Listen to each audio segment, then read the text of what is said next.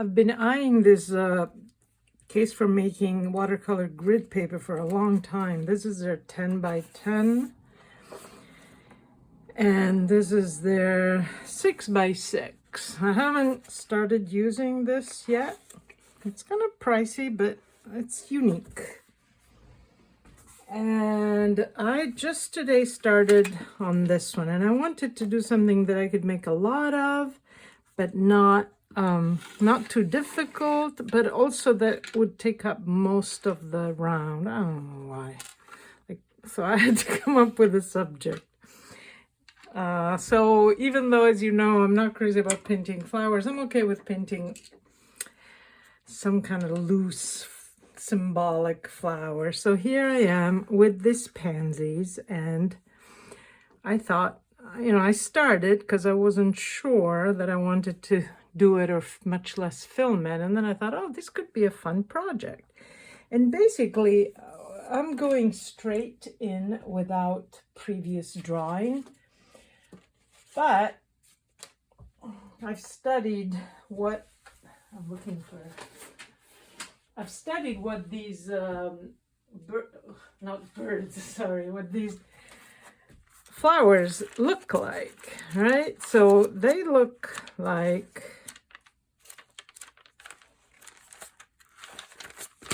oh no, I have an empty spot here.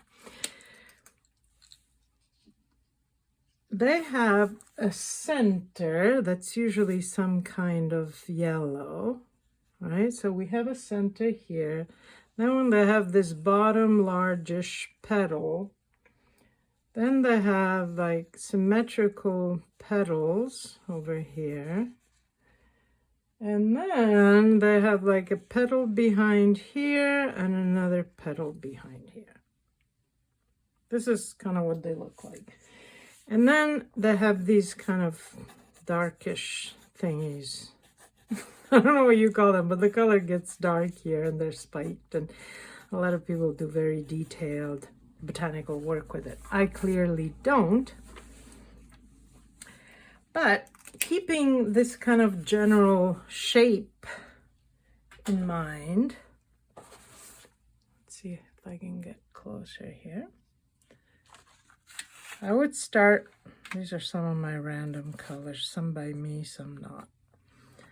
I would start first with that center yellow. Let's do, like, the beauty of doing small ones is that you can do more than one. So let's do a row here, and they're all yellow. And obviously you can use any kind of paper you want. It doesn't have to be this case for making. I don't know that anyone else makes this kind of paper. Then I have orange here. I don't want orange under orange. This is just beautiful Pietro's orange. Some of you got it. I just love it. This is cadmium orange. So I do this. See how I'm using kind of the side of the brush? I'm not doing like the outline and then just kind of doing this. I like this kind of roughish edges that are not totally defined.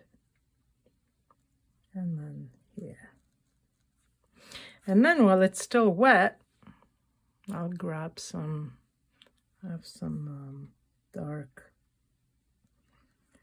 cad Bordeaux, any kind of red that's darker, any kind of color that's darker, really. These are not realistic. And then you kind of let it spread and check, because if it spreads too much, you can always go in with a thirsty brush that is a brush that is clean and dried on the you can't see it here, but you dry it like this, right? So it's not like super dry, but it's clean with water and then barely dried, and that's called a thirsty brush. Let's say here we'll do a magenta.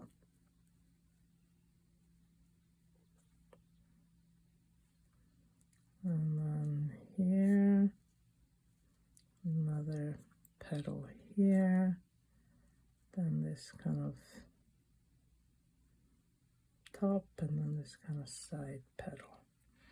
And then I want to get something darker in there, or more or different. Let's try with the Alsea. This is one of the Patreon colors. Look at that. Yum. Wonderful. And I mean, there's not a lot of colors that flowers have. I've done a blue one here. It's not very realistic. Let's, you know what? Why not? You know what I'm going to use? Chilean lapis. This is the best lapis paint I've ever used. Look, it's pure lapis. I got this at Kramer's. They don't muck around. And it's always expensive, but it varies. Sometimes it's unbelievably expensive, at which point I don't buy it. But when the 2 times I bought it, it was just plainly very expensive. But we're talking $100 versus $1,000. It goes up and down. We don't really know why. And then I'll put some of that magenta that I used here. It's not much darker, but that one dried quickly.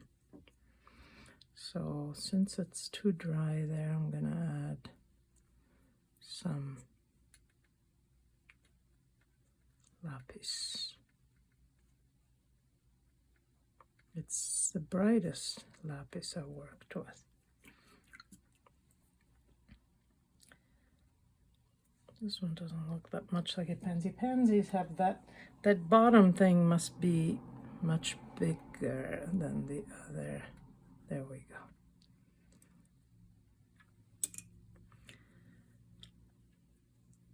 Same here. Bigger. And let's do one with Alsea. Hollyhocks are one of the flowers that grows a lot in Brittany. It's almost iconic of Brittany. You see it in a lot of posters, come to Brittany. Hollyhocks and hydrangea. Not the hydrangea that we have here on trees, the shorter hydrangeas that are often blue. And here I'm going also to put some of that magenta. And this last one, I will use a warm red. So again, I've made my center earlier. Now I do this bottom. This is very fun, by the way. Regardless of the results, you'll see that it's fun. Now, after that first layer is dry, you can leave as is, or as you can see here, I've already, you add a little bit of yellow, and then it's fun to put a tiny dot of strong, warm red in the middle somewhere. And then like a gentle glaze that goes a little bit outside of the previous one, of the previous layer.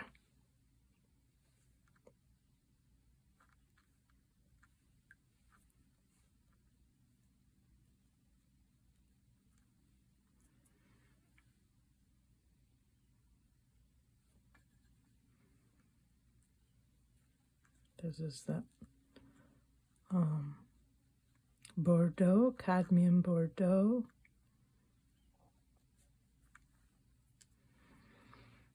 And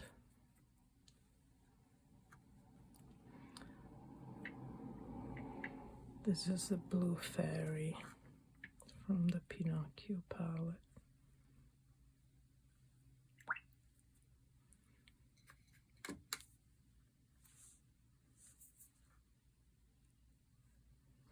It's a good practice for this wet into wet to see the amount of water to use and to avoid, you know.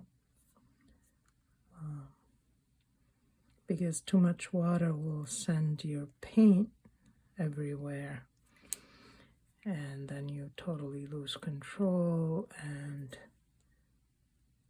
the color may not go where you want it to go.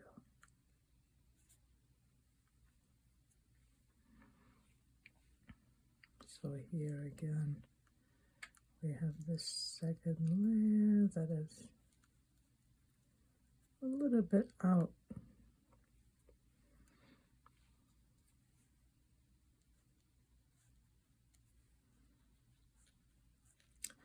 This alsa is, I don't remember what I put in it. I didn't remember having white, but it looks a little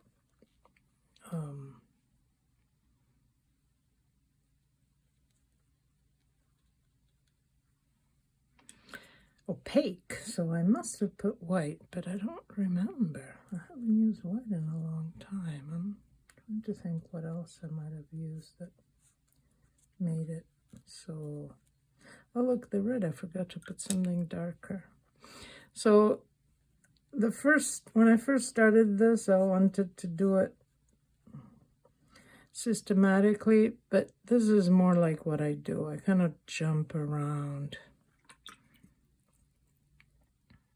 So you saw the instructional bit and you saw the practical bit, which I enjoy jumping around with this kind of project.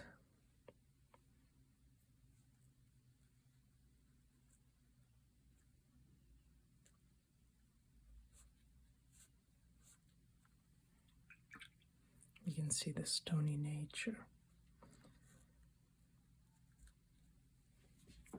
See? Fun project. You could make your own grid if you want it to be on a grid, just by using even just one of these, you know. You can take a piece of paper and just kind of make a grid this way and this way. Or you can go online and spend a small fortune on this paper, but I don't know. To me, it's worth it, but it may not be worth it. Or you can do these kind of freehand without a grid. You don't really need a grid. In any case, I really encourage you to try it with whatever color you want. I just make them uniform here by having them all start with the yellow and adding a little touch of red in the middle, and then the shape. But as you can see, it's kind of loose shape. But, you know, they're clearly all the same.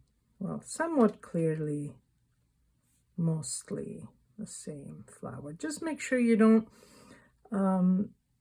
cover the first layer completely. It's not a matter of making it thicker or darker. It's, I always say it's a memory of the first layer. It's a painting. Each watercolor painting tells a story of its coming into being if you let it. So I hope you'll think of it that way and let it tell its own story. Thank you. Well, I wanted to show you the complete 5 by 5, so there's 20 flowers, and it was so fun. With some of them I just wanted to make sure they all had that little heart of red. But I went over some of the colors. I went over every flower with some other color or else the original color, and they're very loose, and yet I think they look like the pansies that they are. And I really, really encourage you to try something like this. You could make your own grid or just kind of do them randomly, though there's something really special in the process of doing something so fluid and loose onto a grid that is so rigid. So you might want to do it just for that kind of contrast. Thank you for watching again.